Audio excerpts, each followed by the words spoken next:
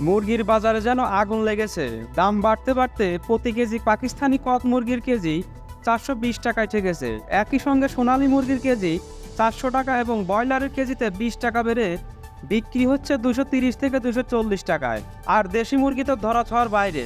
এছাড়া মুরগির পাশাপাশি ডিমের বাজারও এখন বেশ বড়। ডজনে ডিমের দাম বেড়েছে 20 টাকা। মুরগির বাজারের মতো সবজির বাজারও বেশ চড়ছে। নতুন করে দাম বেড়েছে বেগুন সহ প্রায় সব সবজির দাম। 1 কেজি বেগুনের দাম 120 টাকায় ঠেকেছে।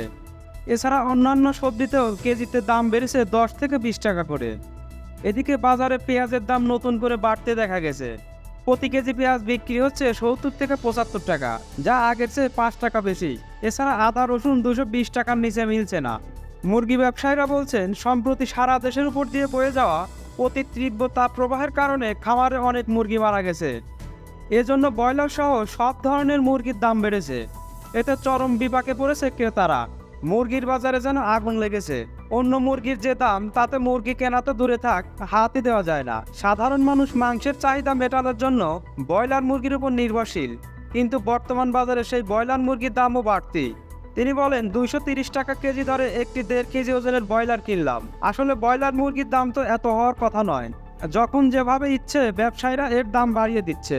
অথচ সাধারণ ক্রেতার কথা ভেবে বাজার মনিটরিংয়ের কোনো উদ্যোগ দেখি না। এত দাম দিয়ে সাধারণ নিম্ন আয়ের ক্রেতাদের ব্রয়লার মুরগি কিনে খাওয়া অসম্ভব। ক্রেতারা মাছ কিনতে গিয়ে রীতিমতো হিমশিম খাচ্ছেন। নদী ও হাওরের মাছ সাধারণ মানুষের ক্রয় ক্ষমতার বাইরে গেছে অনেক আগেই।